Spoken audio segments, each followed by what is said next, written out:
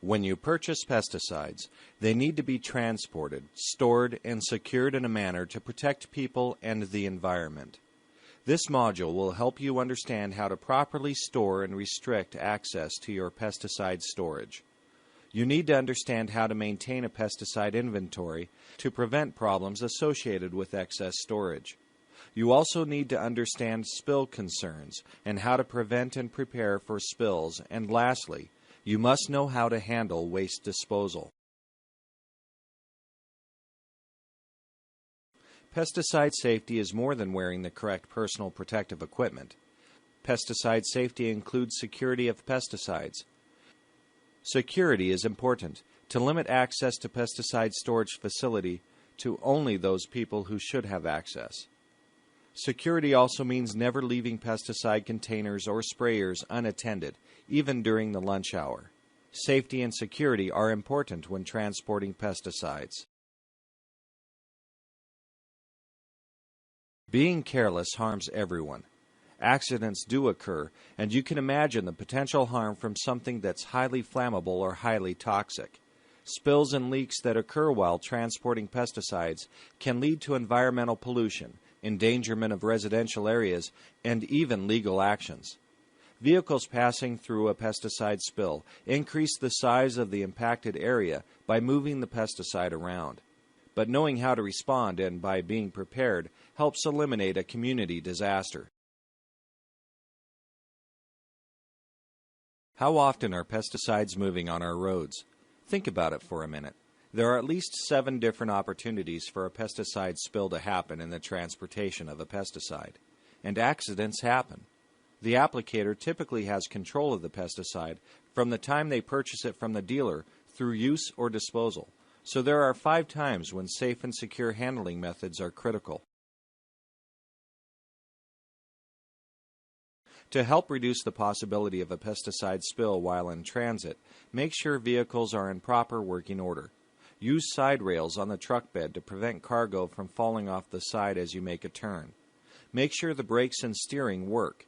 Check the application equipment and bulk tanks, fittings, hoses, and other equipment for leaks, cracks, and defects. And always carry tools in your vehicle in case you need them. Of course, it also helps if you know how to fix your vehicle. Remove all the sharp objects from the transportation vehicle to help protect your cargo. Transporting pesticides in enclosed boxes is the easiest and best method, but it's not always practical. No matter what container you use for transportation, be sure to secure it out of the reach of children, curious adults, and vandals. Never leave pesticides unattended. Keep them under lock and key.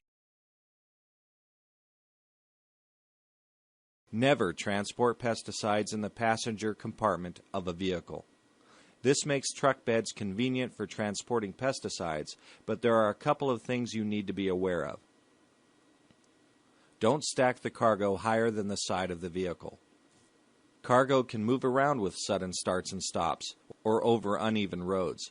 Make sure containers are secured in place.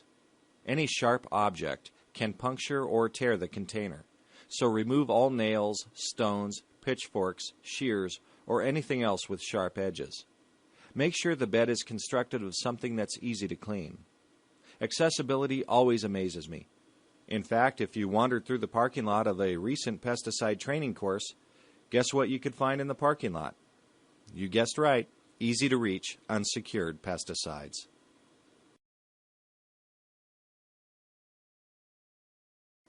Remember, if a pesticide spills on the road during transportation, the vehicle owner and operator are responsible. Vehicle owners and operators must know emergency spill response procedures and who to contact for assistance with cleanup. In some locations, the person transporting pesticides may need to have special training or certification, and in some states, you may need to be a certified pesticide applicator. Check your local and state regulations. If you are transporting a load containing hazardous materials, according to the U.S. Department of Transportation, you must also receive special driver training and be licensed accordingly. A simple precaution you can take is to outfit your pesticide transportation vehicle so you're prepared in case of a spill. Check the dealer and MSDS to see if the material requires the driver to carry a vehicle manifest for transportation. Carry a copy of the pesticide label and the material safety data sheet. Have a spill kit in the vehicle and make sure that personal protective equipment is part of the spill kit. Outfit each transportation vehicle or its driver with a phone because spill or accidents can occur in very remote locations. Finally, keep a list of emergency phone numbers in an easily accessible location in every vehicle. Look at the containers before you load them into the vehicle. Make sure they're not leaking and that the labels are legible. You may think about using tubs or liners as secondary containment during transportation. If there were a spill, it would be a lot easier to clean up and may reduce other contamination. Remember, the less handling of pesticide containers, the less likelihood that they'll be damaged. Don't forget to secure your load before you take to the roads. You need to think about the weather when you transport pesticides too. Protect your load from large changes in temperature. A waterproof cover helps protect against moisture, which can easily ruin paper containers. When transporting pesticides, remember to always keep them separated from people, animals, food, feed, seed, and plants. Don't transport them with your groceries. And don't transport pesticides in the passenger compartment of your vehicle. Another concern is cross-contamination, so keep herbicides separated from insecticides and fertilizers. To protect from unauthorized access or theft, never leave pesticides, either a shipment or those in a transport vehicle, unattended.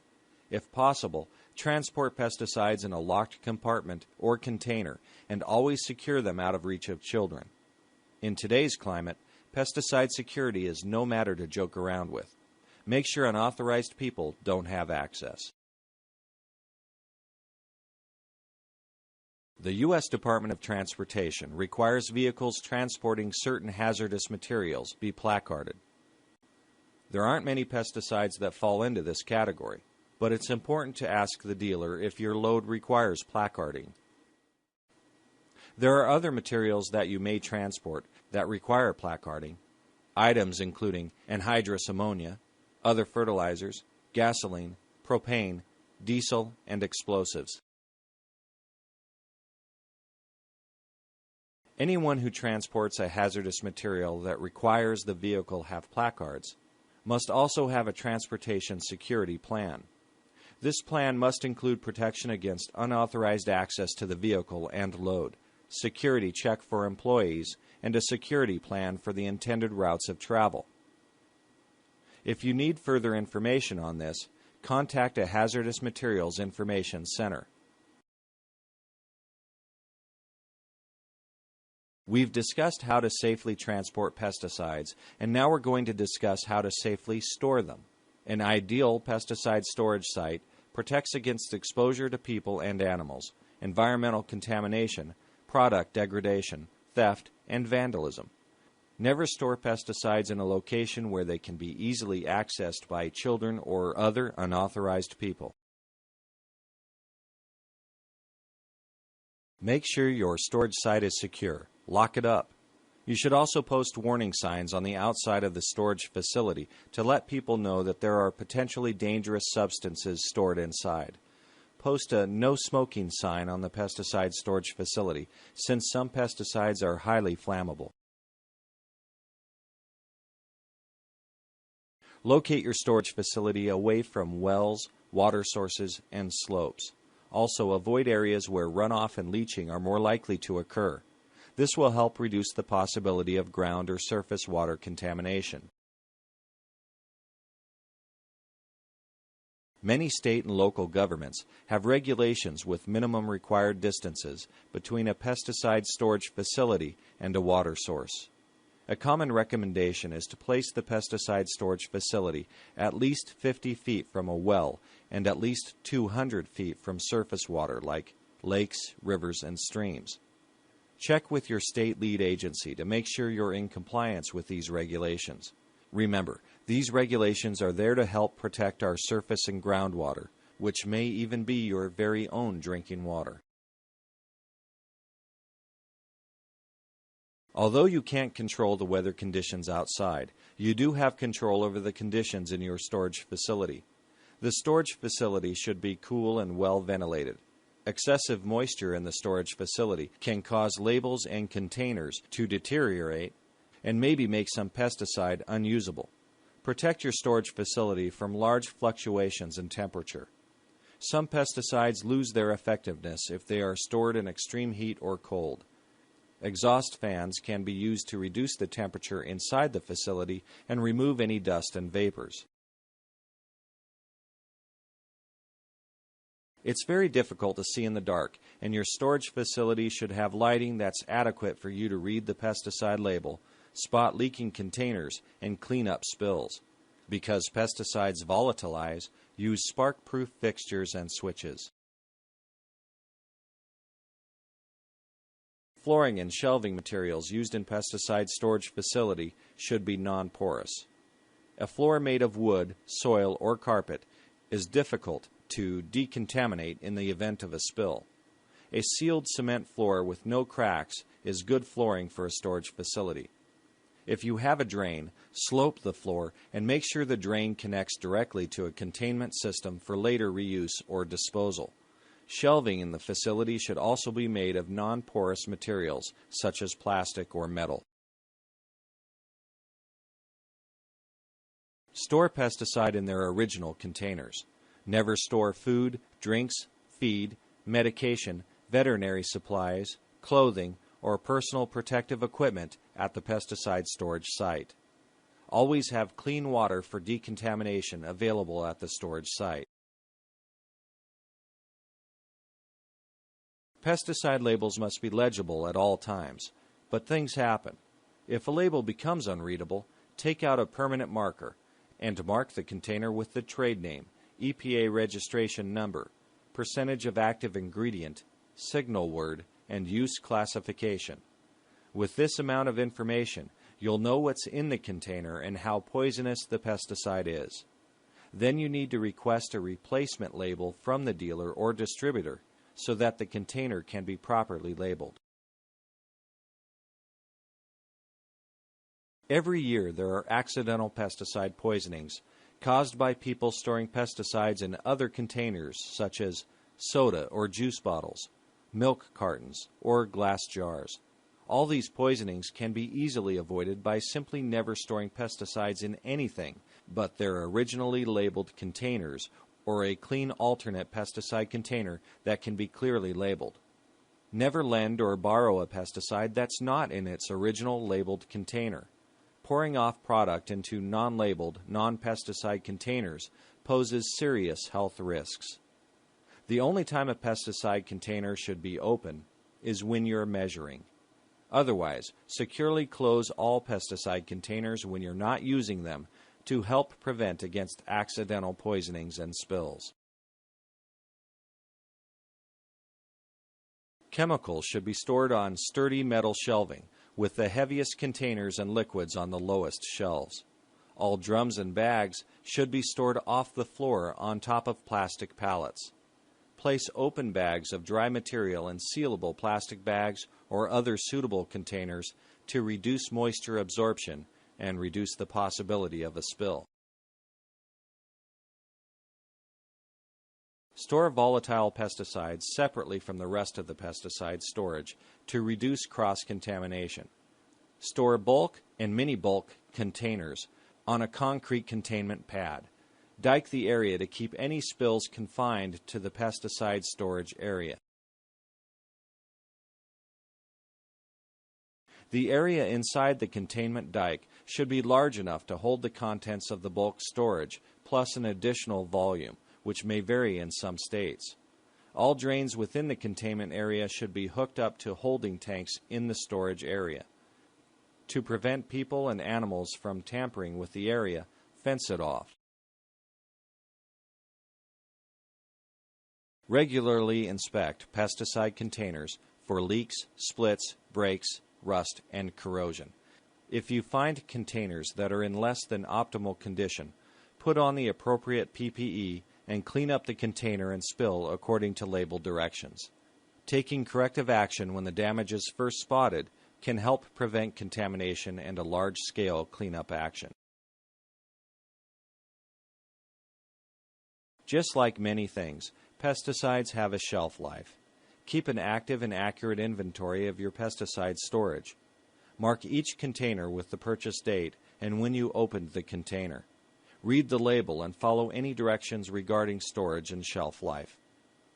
Take a look at the pesticide every once in a while and see if it's beginning to clump, layer, or change color. These may indicate that the product is no longer effective. Poor pest control or crop damage may also indicate the pesticide has deteriorated. To avoid these types of storage problems, avoid storing large quantities of pesticides for long periods of time. Rotate your pesticide inventory and use the older product first. Lastly, buy only what you need for the season. Next year's needs may be very different. Let's go over a few general safety tips to remember when storing pesticides. Keep duplicate copies of labels and MSDS sheets. An MSDS for every product in your pesticide storage facility should be available at the storage site. Have duplicate copies at the facility in case of an emergency. Whenever you're handling pesticide containers, wear PPE. Anything used in handling of pesticides, such as measuring utensils, should be labeled for pesticide use only, so that they're not used for any other purpose. Have a spill plan. It may be a simple procedure noted on a clipboard in the storage facility. Have a spill kit containing an absorbent material such as kitty litter or vermiculite at the pesticide storage site. The spill kit should also have a shovel, broom, and heavy-duty plastic bags to aid in the cleanup and disposal of any pesticide spill. Seed is commonly treated with pesticides, and treated seed is usually brightly colored to serve as a warning that it's treated seed. However, these bright colors can be attractive to children. Handle and store treated seed with the same precautions you take with pesticide storage. Never use treated seed for feed or mix it with untreated seed. The pesticide storage facility should have the following items close at hand: plenty of clean water for decontamination, PPE, a fire extinguisher, first aid kit, and emergency telephone numbers. If you have leftover pesticides, you have hazardous waste. Unrinsed containers are considered full until triple rinsed. Remember, pesticides have a shelf life and outdated products may not be effective. In the last few years, many pesticides have been pulled off the market, and the products you have in your storage facility may no longer be legally used. Keep up to date on federal and state laws. One of the easiest ways to reduce hazardous waste is to use the product before the expiration date.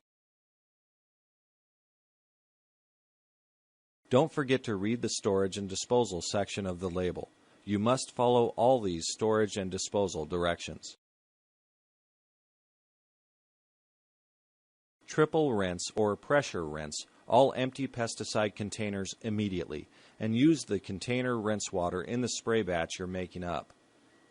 Containers that are not cleaned are considered hazardous waste and must be handled and disposed of as hazardous materials. It just doesn't make sense to skip cleaning containers. Store cleaned containers in a special section of your pesticide storage facility.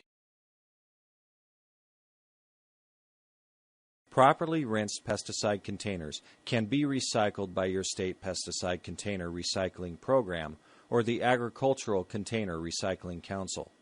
Contact your local state agency to find out more information about pesticide container recycling. When you rinse your application equipment, make the initial rinse to the application site. Tank rinse water can be stored in holding tanks for later use as mixed water for tank batches. When working with or around pesticides, Take all sorts of safety precautions to mitigate risk. This includes site security in and around your storage facility. First, develop a security plan. A good security plan helps safeguard employees, the community, and the environment. It can also reduce your legal risks and insurance costs. A security plan helps reduce vandalism and theft and can improve your relationship with the community. Before you develop a security plan, you need to know what your risks are. To identify your facility's risks, perform a risk assessment. The first part of a risk assessment is to identify your assets. Any business involved in pesticides has the same assets: people, information, and property. People include the employees, the customers, and visitors. Information includes the business information, and property includes the storage facility, the transportation vehicles, application equipment, tanks, mix and load sites, waste collection facilities, and utilities. Any pesticide has the potential to cause severe human, animal, and environmental damage. Security measures can help reduce the possibility of such pesticide misuse from occurring. The first line of defense is the employees. Properly trained employees notice when something suspicious has occurred, or maybe something just doesn't seem right. Let the employees be the eyes and ears of the business. Have all employees complete a training session that at a minimum covers pesticide inventory control, security of facilities and equipment, and emergency preparedness and response. Once you have a security plan, you need to evaluate it to make sure it's meeting your needs. Are the buildings secure against intruders? Are the pesticide application equipment and transportation vehicles secure? Are the business's hiring practices effective for maintaining a secure location? Have employees been properly trained in emergency response? Take the time to evaluate your security plan with a critical eye and make sure it's adequate for your facility. Some few simple things can help prevent problems at your pesticide storage facility. Keep storage areas locked and posted.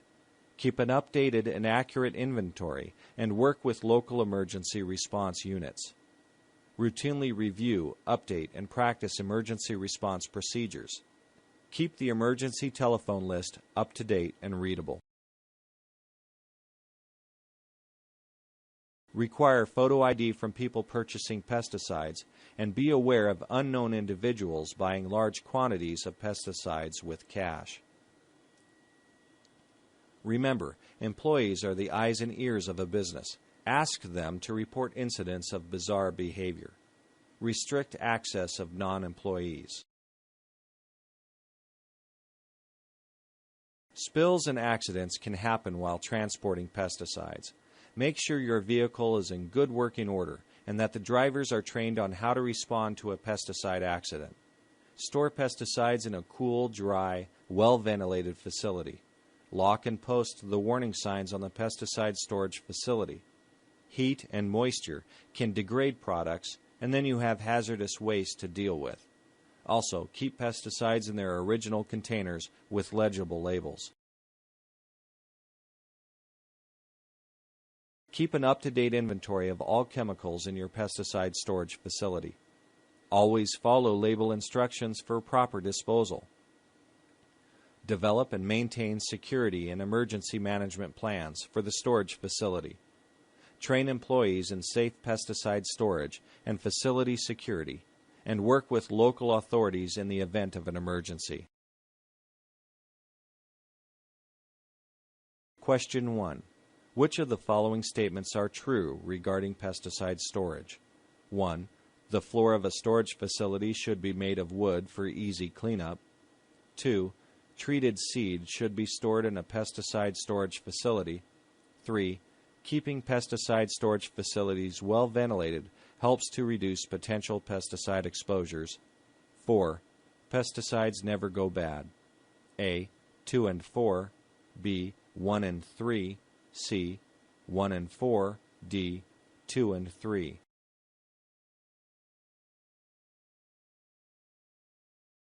Answer: D. 2 and 3. Treated seed should be stored in a pesticide storage facility. Keeping pesticide storage facilities well ventilated helps to reduce potential pesticide exposures.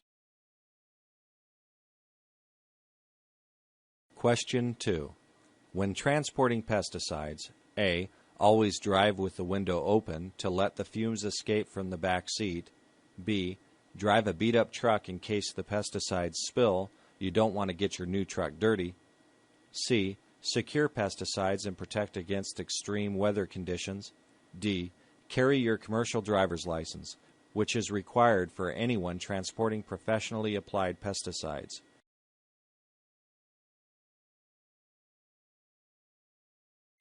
Answer: C. Secure pesticides and protect against extreme weather conditions.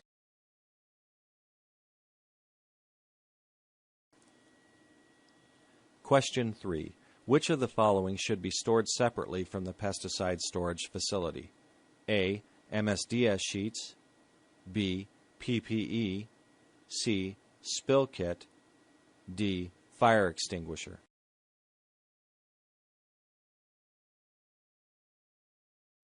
Answer: B. PPE. This presentation was authored by Becky Hines, Carrie Foss, Carol Ramsey, and Brett Johnson of Washington State University, Urban IPM and Pesticide Safety Education. In addition to sources noted on the image, graphics were provided by the following sources: University of Missouri-Lincoln, Virginia Tech, Washington Department of Ecology, and Washington State University.